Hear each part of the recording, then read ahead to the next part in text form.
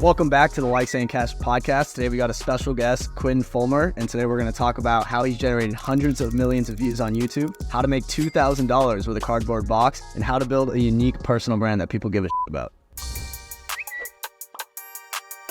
I don't consume like a lot of people's content, but I don't read anyone's tweets consistently other than maybe like 4 or 5 people, and you're actually one of them. You always talk about like personal branding and unique perspective. You made a tweet is maybe like a month ago and you said, "My new to posting content brother in Christ." No one wants to hear about your top 5 favorite books if they don't have a reason to care about you to begin with. Sell them on you, your story, what your business does, how you help people, tricks of the trade, the journey, make them care. There's no secrets. You made like 500 plus videos. What have you noticed that separates people that have personal brands that people care about and personal brands that are just kind of regurgitating information? Honestly, like the biggest thing I've noticed is the people who have strong personal brands are kind of weird. Like they're kind of eccentric. They're kind of like, they don't fit the box. Like any of the people that you follow, they're not too worried about how they're being perceived by other people. It's more so just like expressing what they feel or expressing their perspectives. And I think when people start making videos at first, rightfully so, it's like, even hopping on here, I'm thinking about like, how are people going to perceive me? Like I zoom out and like, look at that. But it's like, I think being able to kill that as soon as possible and actually just speak to people like you're a person, that's what makes people connected to you with a personal brand. Like think about if you went to go get coffee with someone and you were putting up the same wall that most people do when they make content, you wouldn't like that person. It's about erasing all of the rules that people put on making a personal brand and just like getting back to the source of like sharing you as a person. So it's like, you look at Hormozy, you look at, Kanye, you look at Brute, you look at all these people, they're all flawed people and they don't dance around their flaws. They're willing to like speak to them and how it makes them a person and it makes them more relatable. And to the point of that tweet is actually a buddy of mine he has a coaching business and he started putting out Instagram reels and content and stuff like that. And actually I saw one of his posts and it inspired me to make that tweet. And like, he responded to the tweet underneath it and he was like, "Oh, this is about me, right?" And I was like, "Yeah, dude, I wasn't like trying to like ruffle feathers," but it's like, bro, like you don't need to talk about your 5 favorite books just because that's what you see people on Forbes doing. It's like the reason why people want to hear what they are is because these are people that people have an affinity for. When I try to do credibility stuff, like I understand the game in the beginning. You tell me like you got to give people some way to know that you're not talking out of your ass. But to me, it's like super weird to say, "Hey, I did this X, Y, and Z" before jumping into the video. How does one show that credibility without looking like an asshole early on? Yeah, it's tough early on because it's like that is kind of the only thing you have, like especially if you're just starting to do content and no one knows who you are. That's why I like the My Story video as like the first video that I like tell people to do, is because like one, they usually do pretty well because people are interested in people's stories, but it's also like, okay, so they find this video of you, maybe you're talking about your 5 favorite books, for example. They don't really know who you are, and if you don't want to say it at the beginning of the video, they can look at your profile and kind of just like intuitively figure out who you are and what you do. I don't know. I get the point of like not wanting to boast and brag, because like I would never hop on here and be like, "I'm Quinn and I've made over 500 YouTube videos and now let's get into it." It just feels weird. If your content's good enough at the beginning to grab their attention, then they'll figure out who you are and what you do, but you do have to have that somewhere existing for them to be able to find. When we were recording the other day, my story video, ironically enough, I actually said something we were like recording the intro or something like that, and I said something and I was like, I don't know if I want to say that. Like, I felt like I was condescending. I felt like an ass, what JK just said. I was like, I don't want to say that. But then Quinn kind of stopped me and he was like, "It's not condescending if it's true." Like, you know what I mean? And like, I didn't what did I say? I think I said, what did I say? Just for context, we're both Quinn's clients. So when we mentioned last pod, we're going to blackmail our editor into coming on. Well, there you go. This is what happened. Yeah. If you're wondering why this is an hour-long glare session, it's because whenever I say to Quinn, I don't think they should go in there, most of the time he pushes like, "No, the fact that you think it shouldn't go in there, it's because it should." Because it's either like a connection move. So like I said something, I was like, "That's so vulnerable, I don't want to say it." And it's like, "No, like keep it." Or it's a value move, as in, I don't want to give this away, But he's not like, no, that's why it should be in there. Just something I wanted to add that you do that I think it's actually, it gives me the confidence to be like, oh yeah, you know what? Maybe people want to hear this. So I just say it. Well, I think what that is just breaking down the wall of what you think should be content and what is actually you. Like back to the beginning of the video, it's like, I remember we were making like your story video. This was a few months ago, and you had a portion in there about how you used the money that you sold Tweet Hunter with to like take your grandma on vacation, and like you had a picture with her in the video, but you didn't want to put that in because like originally you thought it wasn't gonna like fit the image that you wanted to portray to the audience. Like, correct me if I'm wrong, but I'm like, that's exactly why you should do it, is because it's a little bit uncomfortable to share that side of yourself. And it's like, those are the things that people connect to at the end of the day. Another thing I like to do, like I think Marcus, in your video, what we did was whenever you have something that's true like that you don't want to say, a lot of the times the solution to it is just after you say it to say, and I feel weird saying that because there's so many gurus, blah, blah, blah, like playing to the antithesis angle to kind of set you apart from the rest of the crowd is also kind of helpful. Like, that's also just like how I kind of navigate the world, though, is like trying to like hedge things, I feel. I don't know, though. Yeah, but I don't know, though. Can you give me an example of the antithesis angle? I think that's interesting. I said it. I said, I think you just use an example from my video. It was, I basically said, I hate, like, I don't want to be another, like, rags to riches story. Like, I really don't like that. But I think this will get my point across. Like, I said that in the beginning of my video, I believe. Yeah, this was something actually I picked this up at a dinner that I had with Vince and Liam, who run highticket.com or highticket.co. I'm not sure which one it is, but we shot a video out here a few weeks back. It was comparing different cars to their conversion rates on social media ads. So basically we shot in front of like a $5 car, and then we ended up going up to like a $500,000 car at a shop, and we're going to run all the ads, and we're doing like an experiment that way. But they were saying that because the info product / online business owner, the industry is like kind of reached peak understanding. Like, people know what this is now when they tune into a talking head video. It's like, there's Iman doing it, who's getting millions of views. There's like the Sebs of the world who are getting millions of views. There's Hormozy. Like, there's all these people who are pretty widely known. The way to differentiate yourself from the crowd of people sometimes is just to straight up say, but this is why I'm different, and then you get back into it. And it's like, sometimes that unique positioning is all that you need to like really set yourself out from the crowd, because everyone's interesting. It's just like, it's like I said, people put up these content walls that they think that they need to like fit within, but it's like, you're so much more than that as a person. And obviously you can stay aligned to like, my only objective for videos is lead nurture for my services or something like that. But I think like long-term, kind of rounding out those corners of your personality are kind of like the way to go. But I could be wrong. And that's me hedging. You said something out. You said something, but I don't know though. You said something practical is, and I wanted to point it out because you said to JK said that sometimes when he says something shouldn't go in, you basically force him to put it in. And I had a client thread like literally yesterday where the main thread got like 250,000 views, but the second tweet got 300,000 views and like 80 quotes. And it was one of those tweets where you're like, I don't know if I want to include this, but it ended up being like the best part of the content. It was one of those things where it was like it's kind of like on the fence of, like, I don't know, but I could, and we left it in, and it actually did better than the actual tweet, which is very rare.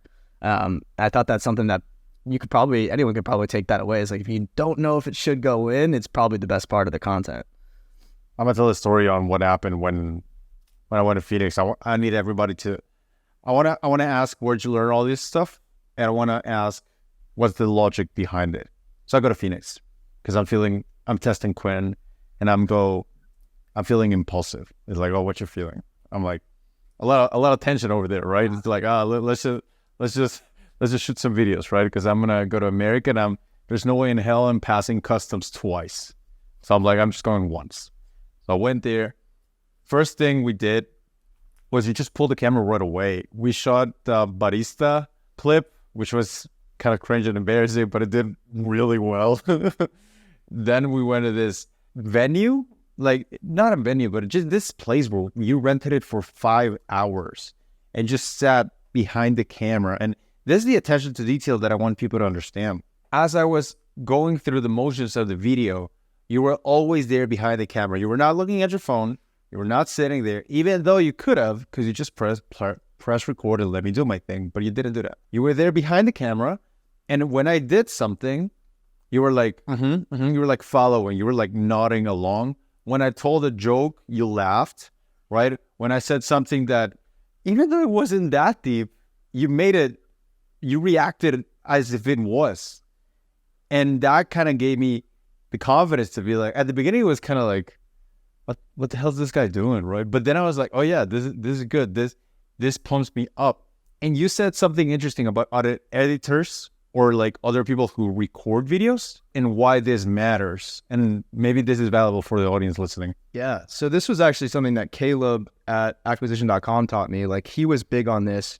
And I was the same way, like you were saying, like the first shoot session I rolled to him with to record, he was like head bobbing the whole time. And I was like, okay, that's a little much. Like, what is this? Because I'm like, in my personal life, if I'm kind of just like, I would just sit there, you know what I mean? Like, it's not within my nature to do that, I feel like. And prior to meeting him and learning this from him, like, I would kind of just sit behind the camera. But he was telling me, it's like, that's really why he was able to get shoots with Gary Vee back in the day, was because he was super engaged behind the camera. And like, ever since he was telling me that, like, at first I thought it was weird, but then it's like, recording content's weird. Like, if you're someone sitting in front of a camera and then there's just someone on their phone like this behind, like, you have no feedback loop. You can't, it's not a conversation, you know what I mean? So it's like being able to give visual feedback that what you're saying is either intriguing or like kind of like nudging you in directions without being annoying and stopping to say stuff every 5 seconds. I feel like it's like you're limited to head bobs. You're limited to like perking your head up if there's a question, or like even like an eyebrow raise, little things like that just to keep it engaging. But like, that's something I actually learned from him, was like more of the quote talent management side of things, of like behind the camera, you should be paying full attention. And now whenever I go to other shoots with like other production teams and stuff like that, sometimes I'll see them just like, they'll set the cameras up, click record, walk into the other room and sit on the couch on their phone. I'm just like, it's just like not the way to do it, I feel like. What's another tips that are like these little like golden tips that you learn that people don't think about, but it's like super useful when it comes to content? Do you have any more of those? Yeah, I would say like YouTube and even short form, all of it's copywriting first and foremost. I think there's been some people on Twitter kind of like riding this wave too, but it's like, if you can, one thing I like to do is actually after a recording session, you take the video and you put it through Descript, which is a software that will transcribe the entire video into text, and you can essentially edit it like a Word document. And what this does, it allows you to basically, any sentence that doesn't progress the narrative of the story in any way, you just cut it. So a lot of times in conversations, people say stuff that's like repetitive, or they explain things in 3 different ways when it could be limited to one. And like, this is quote data backed too, but I also think it just makes for tighter videos. Basically like treating it like a film director would and like a copywriter would, in the sense of like, okay, this sentence doesn't actually move the video forward in any way. It doesn't progress the narrative. It doesn't progress the idea. It doesn't help them understand it anymore. So just cut it. And what that can do is it can take a video that's 30 minutes and condense it down to 12 without losing any information. Because like, I like to optimize for value per second rather than like trying to stretch out a bunch of watch time. You know what I mean? So it's like, I actually learned this way back in the day recording. We did a vlog video at the studio I used to work for, High Five Studios. Now it's called Spellbound. But it was a video where the CEO had one of the employees play CEO for the day. And we had the first cut of the video and it was 42 minutes long. And he was like, I feel like this could be condensed into 25 minutes without taking anything out. And it was crazy to me because I just went through the cut aggressively, cutting sentences that didn't actually, they didn't contribute to a joke. They didn't contribute to the storyline. They were just like fluff, and just condensing it. You wouldn't have even known that anything was taken out. So if you can take out all the elements of something that leave it to like its bare form, people do this in music production too. It's like a lot of people like to use 5 different tracks, 5 different pads and synths and stuff. But like Rick Rubin is a creative genius who I like look up to for some stuff. He's wrote a book and stuff like that. He's like that big wizard looking guy, but he likes to like distill things down to their simplest elements that make them like, what is the core of this idea? And that's like kind of convoluted example and answer, but There's helpful. there's a algorithm that Elon Musk's. I just about to finish his biography, and the algorithm he uses for all of his companies. The last part is basically delete as much as you can and simplify as much as you can. And if you don't add back at least 20% of what you deleted, you never deleted enough in the first place. And he does that at every one of his companies for every part, every piece of metal, every piece of every process.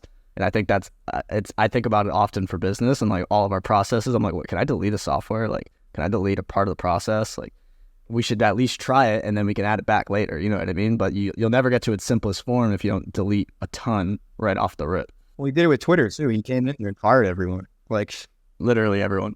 I'm doing that in business too now. So like I'm running the business. I'm like my monkey brain were like, what's the only way to get more money home is make more money. But then I understood another way to get more money home is cut your costs. Like it took me 3 years to learn that lesson. But now I'm cutting costs and I'm taking more money home. It is great. Subtraction is the thing you never think about, but it's so nice. If anyone knows me in business, they know my whole business runs on docs and sheets. And I'm like, the last two softwares that I'm on right now are Figma, which I know Quinn knows, and then I have Airtable. I'm like diabolically figuring out how to cut out Airtable because I just like having less softwares. I'm like, how can I cut this out? Because it's just like I just want less. Because the less I have, the more brain power I have to focus on like banger content for my client. You know what I mean? I actually want to go back because you mentioned Spellbound, and I looked at your YouTube channel and I saw Baby Quinn, and I have to force you. And I know because I'm a podcast listener, I'm a consumer as well, so I know that I would be pissed if you didn't tell the story of Quinn, because you said you were at Hi-Fi, now Spellbound, and we know where you went after that. So I want to know when you started YouTube, like what got you interested in the first place. Were you an iPad kid? And then, like, how did that progression go to kind of taking you to the business side, which is not a side that everybody makes? A lot of people just go straight content. It honestly started, I was like 8 to 10 years old, and my dad showed me this website called Go Animate, which was like a website you could go on and put together little storyboards of like stick figure characters. It was like drag and drop animation, basically. And I would make little videos on there, and I would post them to YouTube or whatever. And I would go to like my 4th grade table and be like, watch this episode, please watch it. Like, I don't know why, I just wanted that from people. Like, I always wanted to make stuff. And it started with that. I did that for a little bit.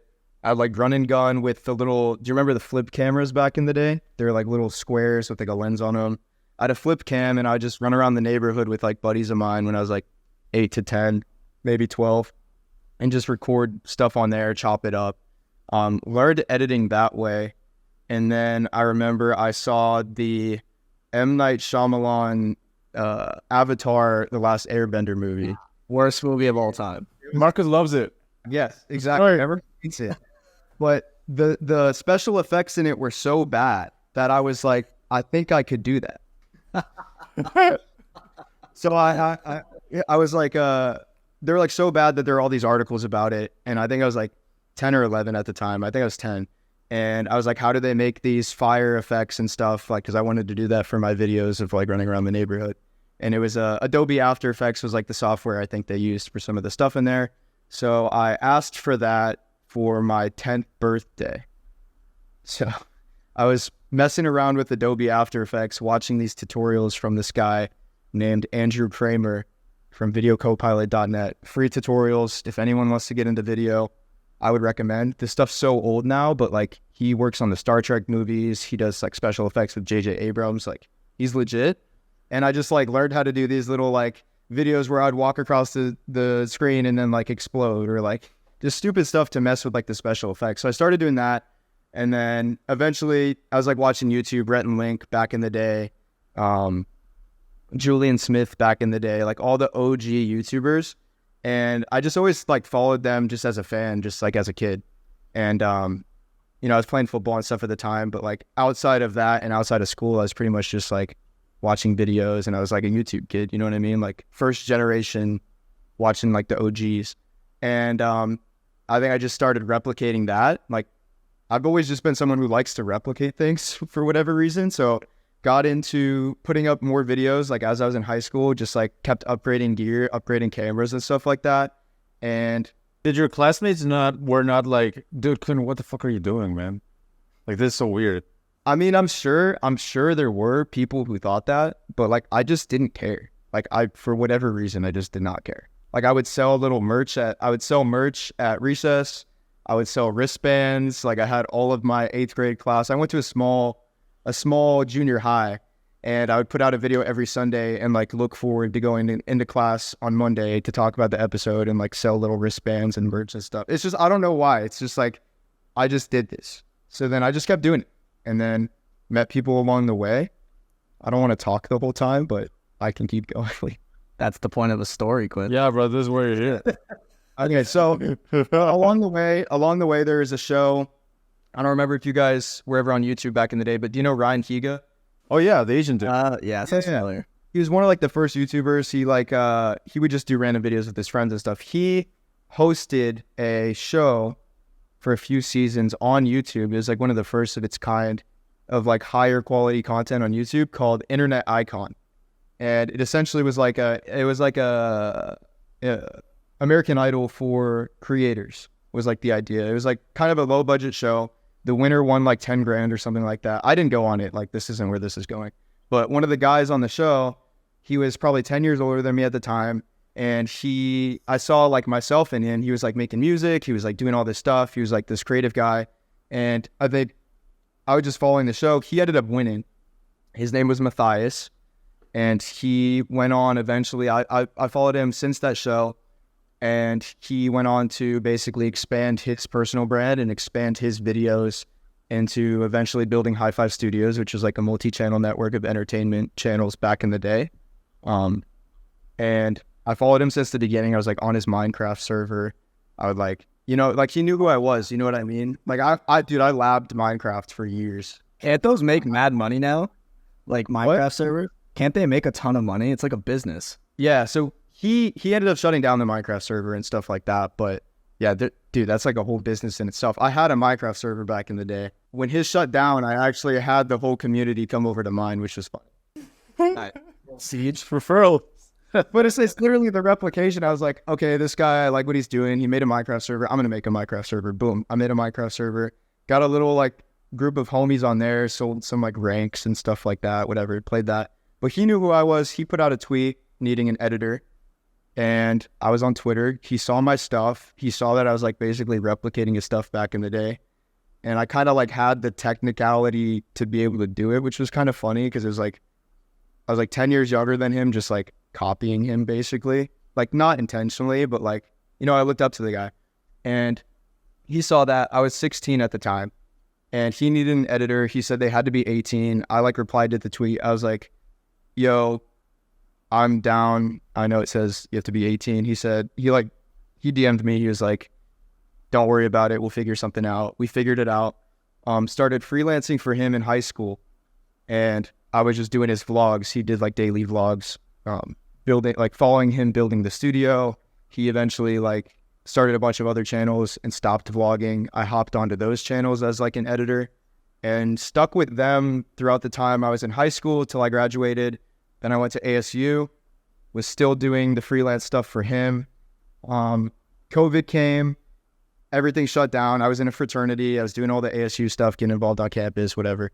And I was like, dude, like, let's keep doing this. I'll move out to LA to do this full time. Cause I was basically working full time at the time. I was like in my college room between pledge duties and cleaning up parties. I was like labbing edits on my laptop.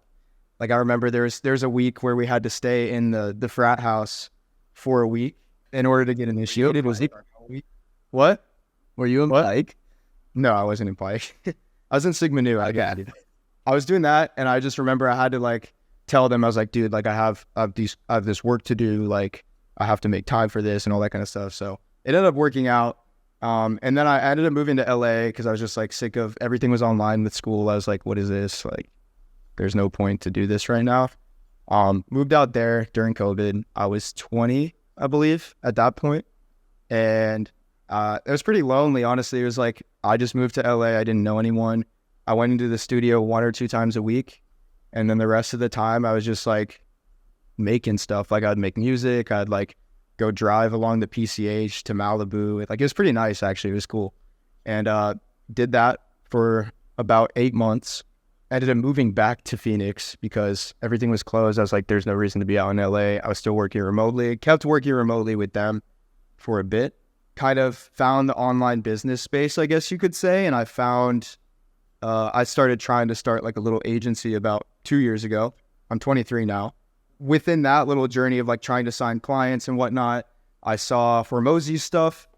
And I actually I didn't love the internet money space just because I didn't think a lot of people were legit and all that kind of stuff, you know, like typical like guru stuff, I guess. But I liked his stuff. He was doing the webcam videos.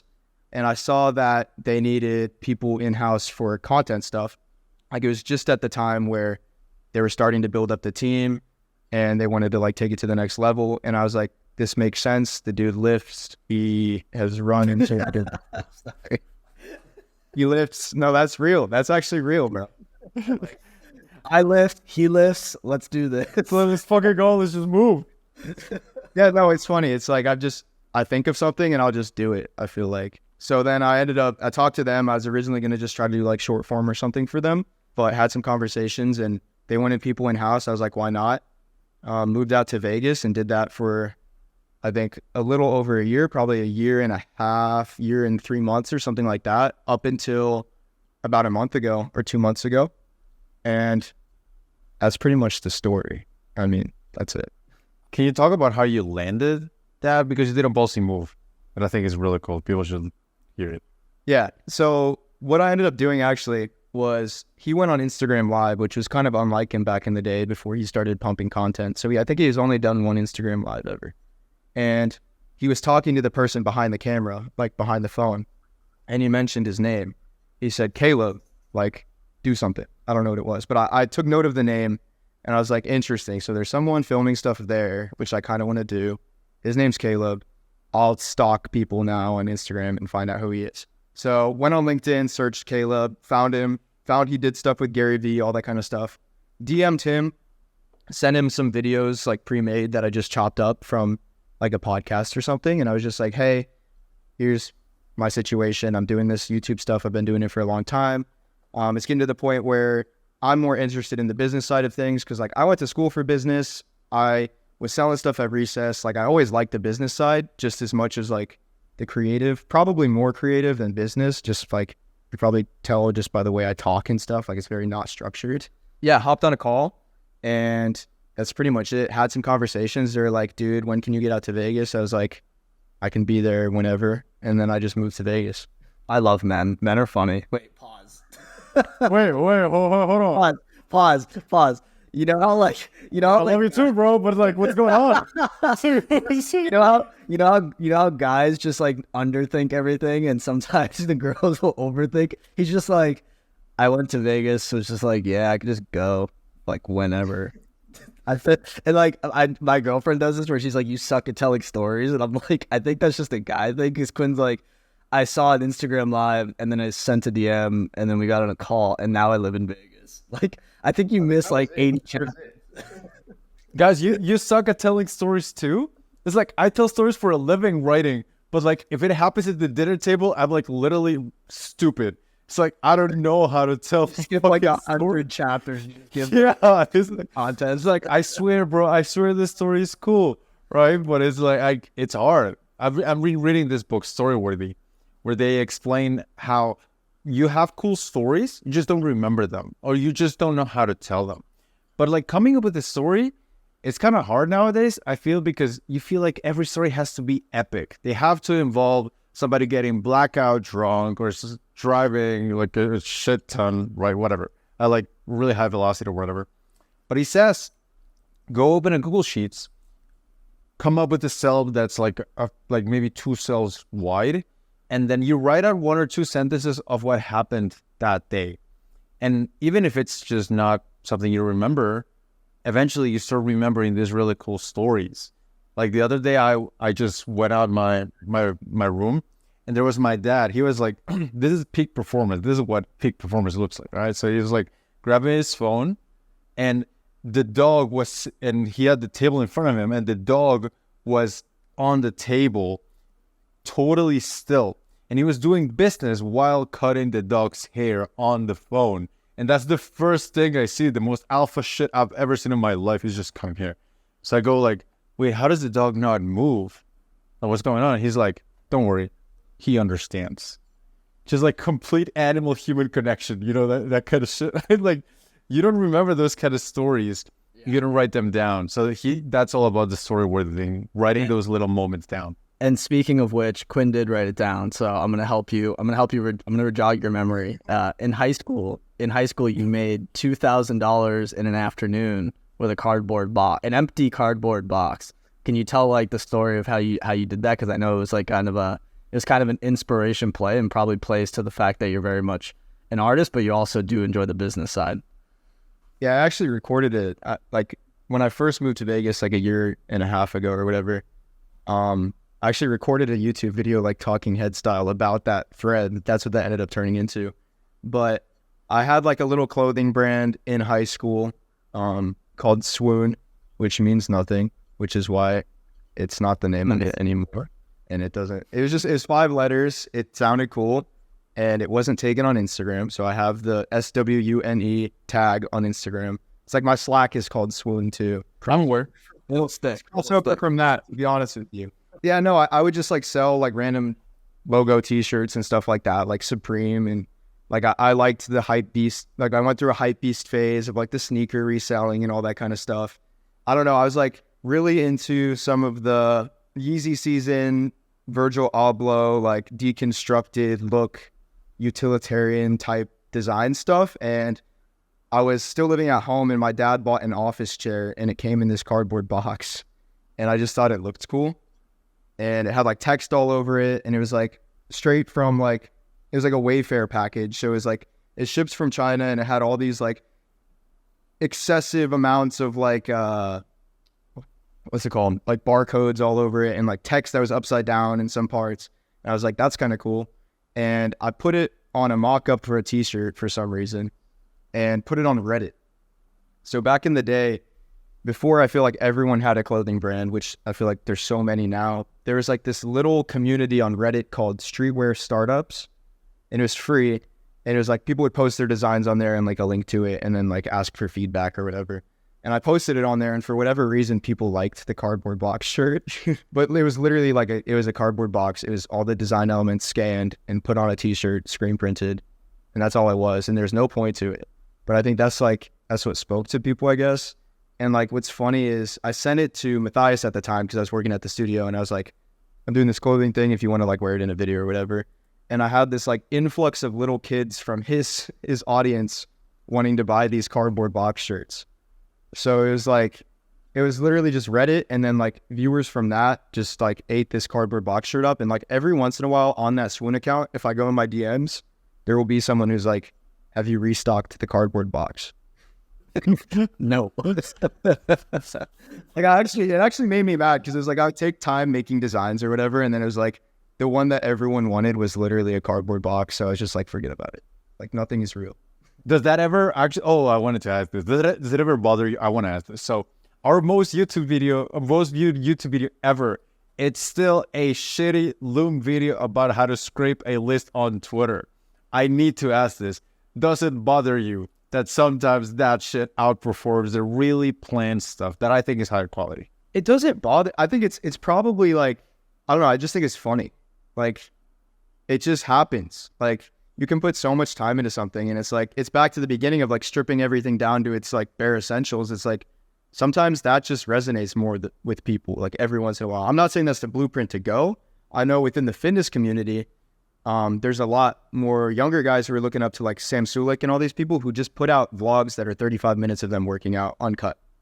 So there is like there's something to that where people want kind of unfiltered stuff, but to the point of the video on your channel, the Loom recording, it's like, it is funny. Like, I don't know what else to say. It's like, maybe we try making more. Like, I don't know. But then it's like, as soon as you try to do more of the outlier, it like doesn't work again. So it's like, sometimes just things are like that. I don't know. It's weird. It's just like part of like the creative process, I feel like. Can you expand on that? As soon as you try to make more of the outlier, it doesn't work anymore. That's fire.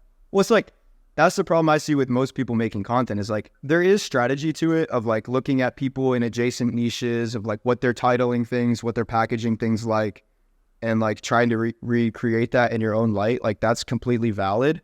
But what a lot of people do is they're like people copy all the wrong things of why something works. That's another tweet I put out the other day, but it's like people will look at a Hormozy video with this title and thumbnail, or like the Jacob video, for example. That video got 1 million views.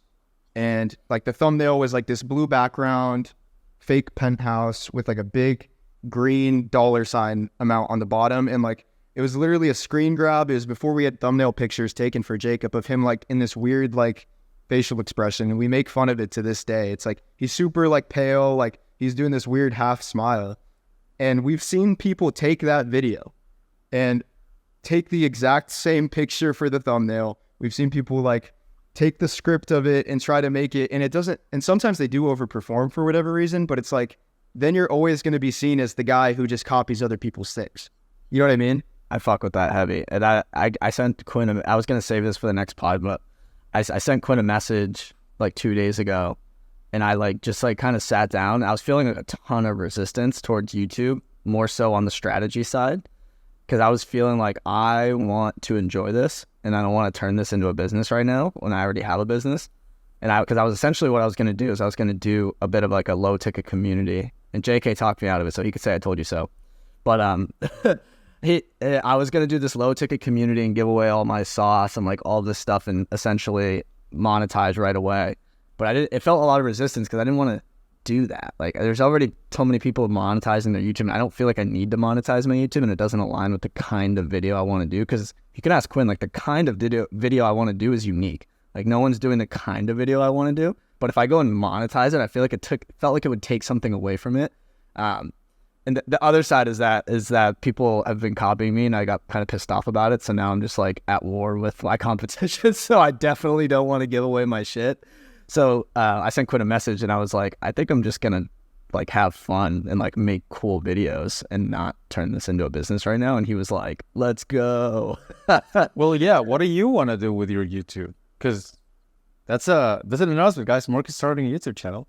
Yeah, well, I already had. So I was already doing like the Loom style videos, which I've gotten like thousands of views on those from like auto DMs and posting them on X and all this stuff. And I've kind of just, I want to reset because I'm a YouTube kid like Quinn. Like I watch all of the OGs, the Rice Gums, the Banks, the Nystats, the Dobricks, like all of the OG vloggers. And I kind of want to add my own sauce to it and kind of introduce like business, but also like business for the internet kids, the video game kids, the YouTube kids. So I'm going to kind of go that direction. But yeah, first video dropped Saturday, but I felt a lot of resistance trying to monetize. It just didn't feel right. Like to go and start, it's basically starting a new business. And JK, if you look 3 pods ago, when I think it was it on the pod or was it off the pod? We talked about the low ticket community. JK's like, that's a term. Oh yeah, it was off the pod. I said it was fucking stupid. He's like, that's then like you're going for the rich market. Like, what are you doing, bro? Yeah. Go for the richer people. Well, my thought process was it was top of funnel and that it would feed into my business, but I realized like I don't need that for like I don't need Bro, I was there. Your thought process was, it sounds fun, let's fucking go. That was your thought process behind it. It took me 3 weeks to think about it. I was sitting down writing the mega docs, and I'm like, there's just no way I can give all this away for like $50 a month. Like, even my team will probably kill me. Like, we spent like well over a year figuring shit out, and just to be like, give it to the bunch of bottom feeders that are trying to copy us anyway, like, respectfully. I love how you went through that arc, bro. We all go through our hero and villain arc. In the beginning, we're all gonna make it. Everybody needs to share the sauce. Like, here's my secrets, everyone. And then you transition. You go into the villain arc, and you're like, yeah, fuck these broke people, man. Like, I ain't giving them shit. I'm sorry. Well, it's like I can give advice all the time, but like to give my tactics away, it felt wrong. You know what I mean? It felt really wrong. Good. I want to transition this too. I need to ask this. So, you work in both of our channels. You know, you spent a lot of time indirectly with us because you're editing stuff, right? What is some stuff that I can do to get better at the YouTube game that you think could be improved so people can, because they know my YouTube, so they can see what you would improve on and what some advice you would give Marcos as well? Marcos just started, so we have one video. And I think, I mean, I'm still editing that one. So, I mean, I don't have too much to say there. It's like, we don't have a huge bank of things to like improve on. JK, for your videos specifically, I think it's just like, Marcus is like, I'm perfect. Thank you. Next. Okay, your ass. Let's go. yeah. JK fucking sucks. like, I don't think there's like too many specific things. I think we should try being a little bit more quote strategic. It just depends on the goals, right? Like, we could try to be a little bit more strategic and try to do some of these things of like looking at adjacent niches and seeing which click-through rates funnel to your videos, and like trying to do some title like hierarchy stuff like that in terms of like, I mean, come on, be harsh with me. You're in the but I don't know though podcast. Just go, man. Just tell me what I need to improve. I trust it. No, I think it's just maybe expanding on ideas a little bit more. Some of the videos are a little bit short. Like the one that we put out this last week, I think I cut down to like 6 minutes or something like that. I think maybe folding in some more case studies or examples in terms of business to show that it works helps a lot, because it's like talking about concepts. I think a lot of people get lost. Like, I love to talk concepts all day, you know what I mean? But it's like, if there's not something like that people can directly correlate to, like, this is the input, this is the output, that could maybe help. I think that, and then personal stories are great. And then maybe limit the amount. I think I put a retention review together for you as well. I don't know if you saw it. Like, this is probably like 2 weeks ago at this point. It was limiting the amount of examples that are basically theoretical. I think one theoretical example for a concept is probably all that most people can handle. Because it's like, I like to expand upon thoughts with a million analogies and stuff as well. And I've heard that a lot of people like your analogies too. But I think in the context of a long form video where the goal of the video is to teach people something, sometimes it's like, okay, here's the concept, here's a case study, here's a example that's more metaphorical, and then here's like an example in my own life, following like that structure. Because then they can connect to it on all sides. They can connect to it with you as a person. They can connect to it with the results that it brought, and then they can connect to it more abstractly through a metaphor that like ties it all together. But I think people get lost and they lose the point of the initial concept when there's too many amorphous examples. Like, I love that shit and I follow it, but I think most people would just like, they don't understand. For example, last video we posted was about using urgency and scarcity. So one of your things that I really like when you do it's like when you walk me through your thought process live, because I can learn a lot from how you think. So let's try to do it. That video was about me saying I was really stressed, but then I included urgency and scarcity. And I think I gave 3 examples per each. And in the end, I said, use these examples, go make some money. What changes and where would you implement that to make it for a better video? If you were me, like in my skin. I think one thing that helps with YouTube videos, specifically like teaching concepts, is being very explicit about the structure of the video and what they can expect at the beginning of the video. Like, to be like, hey guys, today we're going to be talking about these 2 things that, and then like, I kind of did that in the edit of like blurring the 2 things, but like, there are 2 things in my business that helped me do X result. And we're going to get to that in a second. But first, personal story. Then you do like a personal story about like, maybe what did your business look like before you implemented these 2 things, that both like sets the stakes for why these 2 things are important. And then also gives the viewer time to connect with you as a person without you having to say explicitly, like, these are the reasons why you should listen to what I'm saying. Because I think a lot of people, like what we were saying at the beginning, what Marcos was saying is like, he didn't want to say explicitly, like, I run this agency or I do this X revenue number or whatever at the beginning of the video, because it comes off weird. But if you can do that in a way where it's like, here's my story, and try to like put yourself in the viewer's shoes of like empathizing with their problems and making them see that you are them. You know what I mean? Because then what it does is it hinges the point of the video on those 2 concepts. It like sets the stage for why they're important. And then I think the structure of like urgency, scarcity, hit urgency first, and then follow that example that I was saying before of like, here's what it is. Maybe here's an example in business generally. Here's a personal example. Here's how you can apply it to your business. And then the next one, boom, boom, boom, boom. And then just like from there, end the video. How important is that structure? And like, how harsh do you kind of put it when it comes to, you know, hook, retain, reward, retention loops and stuff like that? Because when you hear Mr. Beast talk about YouTube, he talks about it like it's a science, right?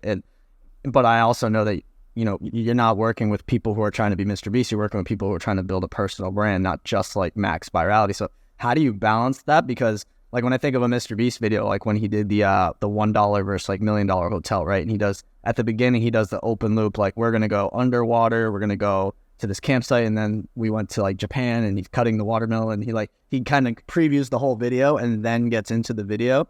And I also think of like, even on the thumbnail side, like Ryan Trahan, when he just did the 50 video game stats, like he was split testing thumbnails. Like how much stake do you put into the tactics and the science behind it and the actual personal brand? Like how do you balance that, especially for someone who's new like me? I think the differentiator is the personal stories. I think what a lot of people do who are beginners is they overemphasize on the structure, and they basically just try to do the Mr. Beast format for everything. And like it comes off like very forced.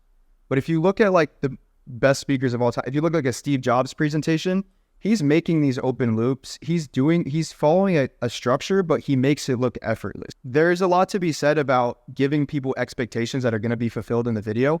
But if you can do those in kind of like an artful way where it's not like, in this video, we're going to be talking about this, and then we're going to go talk. It just depends on the objective of the video. Some videos are going to be completely story-based, where it's like the hooks and rewards itself are the story. It's like setting up a micro problem and a micro solution, and then like the next chapter. It's more like more linear. But for conceptual videos, I think it's helpful to have some kind of roadmap for them to follow. That stuff used to slap. In this video, we're gonna do this, and this. Like back in like 2014, I feel like the gamer videos, like the live, like you remember like the commentaries, like they would just do a gameplay and then they would record a voiceover after the fact, and they'd just be like, in this video, I'm gonna go 30-0 and get a nuke, and they would just get like 3 million views. Like I feel like YouTube used to be so much easier. I mean, it could still work. That's the thing. It's like for the pods, for example, we've started doing like you guys do a recap of the pod at the beginning of the podcast. Because the podcast is more free-flowing in nature, it's like, how can we set the stakes for someone who's tuning into the pod who have maybe not seen it before? And then we're basically just hedging on the fact that they like you as characters enough to care about what you're saying, care about what you're thinking, and they like the dynamic enough to watch the whole video. So like that's more conversational, but it also like gives some context to what's about to be said. Like Iman does a good job of it, of like, all the visuals kind of like roadmap things, but he's kind of loosely talking. You know what I mean? It's not like super structured. It just depends on like how much you want to science it and how much you want to just like kind of be yourself. Because it's like if all you do is eliminate it to only the science, then what's the differentiator for people to want to watch you? I don't know. Like maybe it's just the information so valuable, but it's like most people don't even know what's valuable and what's not. So it's like if you're hedging on your information being extremely valuable and you cut all the personal aspect, it's like, and your stuff better be like so good that... You said last week, like the goal of your personal brand should be to construct your own world with your audience, you know, have inside jokes, a township, kind of like a community or a cult audience. Like me and JK, I mean, was this episode 21 or something like that? Like we've gotten to the point now where we have inside jokes like in our podcast because it's just like, it's just stuff that naturally comes up. We don't do it on purpose, but I feel like that could be like a differentiator. It's like your little quirks, and you know, it maybe takes a little bit longer because you're not max optimizing for retention. Like unless you want to be another Mr. Beast, like you can have those inside jokes and kind of build up a community of people. That's why I like the podcast. It's like the podcast format's so good because it's like you can do the more structured top of funnel, in quotes, like talking head videos that are more informational, and you can try to maximize for like the objective of these videos is to get seen and to prove your competence and to share tactics. And then it's like, okay, if you like this guy enough because he shows X amount of his personality in these videos, you can hop over to the podcast where you can see him in discussion format. You know what I mean? And then you can build that community and build like that. And I've seen people like comment on the podcast now, and it's kind of cool to see like the traction is starting to get from people who like watch and tune in every week. You know what I mean? But I think that's where the power is. It's like in a brand, your power is in your CLTV, like your lifetime gross profit per customer. And it's like for a personal brand, it's the same way. It's like how many people are going to show up no matter what you post. One thing connected when you were speaking. So there's this guy named Rob O'Rourke on Instagram. He has this kind of think he does it with his reels. It's talking head with a twist. So it's like he's a freelancer coach, so he's pretending to be a freelancer newbie, and then he switches angles, and then he becomes the coach, and that's kind of his thing. Which is, I like that when we ask you for questions like, "What do you think works best here?" It's like you, nothing else. You work best here. So what I've found from listening to you is, we have a format that we pull when engagement's kind of low on YouTube, which is like writing tweets live, baby. That's what we're going to do this week. It's always going to work. Right? So it's like, I think and when you said about the 30 whatever minutes working out uncut, I feel like everyone should have kind of this theme that recurrently sticks that you've identified that's yours. And you don't milk it. You don't do it every day. But at once a month or twice, it works well. So it's just, I don't know. It's just kind of one takeaway I got from this pod and listening to you talk. I did an idea out. It's like maybe like a year and a half ago. It's in my unlisted stream. So I used to live stream, and one of the things I tried streaming was building an agency to 10K a month live, and I did it for like 4 days in a row. And I ultimately stopped, but I realized now that I just did it wrong. But what I was doing was I was live streaming what I was doing. Was I sending cold DMs? Was I writing tweets for clients? Was I building SOP? Like, what was I doing, right? What ultimately happened is I had to keep putting on lo-fi backgrounds because I couldn't show them the work I was doing for clients because it was confidential, and I couldn't show them the people I was yelling because then they would steal my leads. So I was like, I can't share anything. What I should have done, what I didn't realize, is I should have had like a camera maybe behind me and like not so that they can't see the screen, but I could talk them through it. But I was essentially going to live stream myself all day, every day, building an agency. And I actually saw someone recently doing it on YouTube, which is what brought it back to the front of my brain. But it was an idea I had like 2 years ago, and it was one of those raw, uncut things. And I bet if I stuck with it and did it right, I would have blown up. But it was an interesting idea. And that's sick. Quinn, now you're doing you're kind of like, I mean, you got us both as clients, you're building your brand. Why now? Why? Because you've worked with the other studio before. Why now, Quinn? Why is he coming to light now? I just think it was time. It's like, I don't know, if it wasn't now, then when would it be? You know what I mean? Like, there's so many people on both sides who are like, oh, if you stay in this opportunity for X amount of time, like this will happen, that will happen. I kind of just played it out. I was like, okay, I can move up at this company, be known for these things, do this kind of stuff. And like, do I really want that? And then I would like compare it to other people in the industry who have done similar things. Like D-Rock at Gary Vee, he's like his number one guy. And he's very well respected within the personal branding community and very well respected in like this space. It's like, that's not really what I wanted to do. I kind of have like more aspects. Like, it's probably from a business perspective, it might have been smart to like, stick somewhere longer and do all that kind of stuff. But like, I have this creative bug that I've always had to like try different things and to, I like to produce music. I like to do this stuff. I like architecture and I like cars and design. And I just wanted to kind of experiment with that a little bit more while still being able to like work with cool people that I like, you know what I mean? So it's like, that's what the next chapter is for me, is like focusing on you guys, honestly, and then like keeping the agency relatively small so that I can like build the fantasy factory. Like, I'm looking at, I put in a application for a commercial space out here in Phoenix. Ended up getting taken by another client or another tenant or whatever, just because like they had more provable cash flow and all that kind of stuff. But it's like, that's the goal, is to like get the warehouse space, build a cool ass team of like people who love creative excellence and who can work with like dope people and like basically just be turnkey creative for like a bunch of different brands and industries and stuff like that. Like, that's the end goal. And it was getting to the point where it's like, when am I going to do that? Like, I'm not 16. You know what I mean? You never struck me as a entrepreneur. You've always struck me as an entrepreneur that was in an entrepreneurial season. Because like, I think of even like someone, what's his name? This is exactly proving my point, but Mr. Beast's manager, I don't know his name. But he goes on all the podcasts and he's known as Mr. Beast's manager. And you don't come off as a person who should be known as an entrepreneur. You should be known as an entrepreneur, which is also why before we did this podcast, I made it a point to make the podcast about you.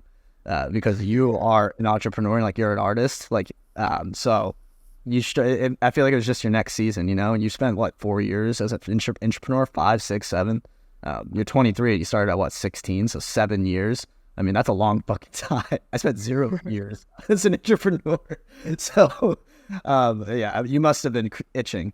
Oh yeah, like that was the hardest part about the whole thing was like the internal battle of wanting to do my own thing. I know I talked to JK about it. I've talked to like multiple people throughout the process of like being there, and it's just like I just always wanted to do more. You know what I mean? And maybe that's stupid, and it's like I should have like killed some of my dreams or whatever for a season for longer to like, but it's just like at the end of the day, it's like you got one shot at life, and it's like I looked at everyone that I look up to had to step away to do their own thing at some point. And it's like, because they did that is why I respect them.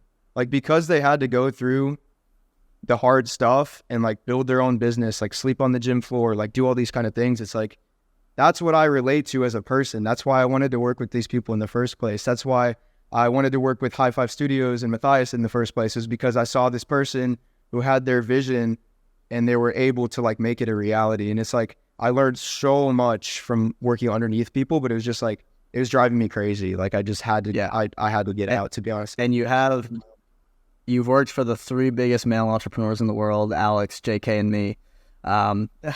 You have 13,000 subscribers on YouTube. The real question is, when are you going to be making content for yourself? I feel like you guys wanted like, this might be the start. That's Quinn language for don't fucking ask me that again. No, I have to do it. It's just like, it's about what it, like, I want it to be documenting the journey of like building something, which I guess is what I'm doing now. So I should probably start recording stuff. It's so cool because I feel like we're building similar things. Like, I'm doing it obviously on the X side and like more advertising, but you're doing it on like the video side. But I want to have an office the same way you do. So I would love to, you should specifically definitely document like building the office and building a team and a studio and all that shit. Put your BMW in the garage out in the open for everyone to see, like full Fantasy Factory style. I feel like that's a really cool idea. I mean, that's the dream. Like that's what I've wanted. Like my bedroom at home, when I was living at home, I turned into like a mini studio. It's like this room right now, I got a mattress on the floor and then a desk in the middle of the room. Yeah. When I was in Phoenix, I was like, yo, Quinn, can I crash? He's like, I don't think you want to. Like, this location's kind of nice. I'm like, okay, don't worry about it. I understand. Yeah, no, like literally, I just got a mattress today. Yeah, I had a buddy of mine was doing corporate training in Chicago for 3 months. So I was just crashing at his place, and then another friend of mine was there. So it was like, I was just like hopping between places for a little bit, but now we got a spot. We're stacking, hopefully, and then within the next 8 to 12 months, I'm saying maybe before that, just depends on like availability for commercial spaces and stuff like that. That's the goal. Like before this podcast, I was at a coffee shop. I met with a kid who's like out here at ASU, who's like a video editor, creative guy, and like I told him about all this, and he's like, that's what he wants to. So I'm just trying to find like those like-minded people to be able to like do stuff that's sick. I know we're like way over time, but this is my formal invitation for you to come to Miami and split a space with us, and we'll get twice the size of an office in Wynwood or one of like the Sand Hill Road up and coming startup culture places in Miami. I'm getting an office within 12 months. That's my 12-month goal. Come split it with us. We'll have a real we'll have like all the best. We'll have the best like agency fantasy factory in the world. That's my formal invitation. Unless you want to stay in the whack city of Phoenix. No, I want to, like when you get out to Miami, I want to fly out because I've actually never been out there, and there's so many guys out there who are JK is coming to this. Are you? Yeah, JK. Yeah. I mean, Marcus, you did say you love men, right? So how about like really get me my green card, and then we can talk about it. You know, it's like now it's legal. It's just we can do that. I'm sure there's plenty of middle-aged American women who want to feed off of you, JK. Thanks, Marcus. I appreciate that. Well, this was fun, man. Quinn, where can people find you? And where can people find you? What should they know about you? Honestly, X or Twitter at QFulm, at QFULM. It's my first initial and the first 4 of my last name. That's pretty much where I'm putting anything out right now. Don't go to YouTube. That's all old, very old, very cringe. There's part of me that wants to archive it all, but I think I'm going to let it fucking live just so that you guys can have a kick out of it when it shows up on your recommended. But pretty much Twitter, and then I'll just be updating people there and eventually kick back off the YouTube. And I mean, I'm on Instagram, same handle, but pretty much Twitter. Pretty much it. Thank you for doing this, man. This was dope.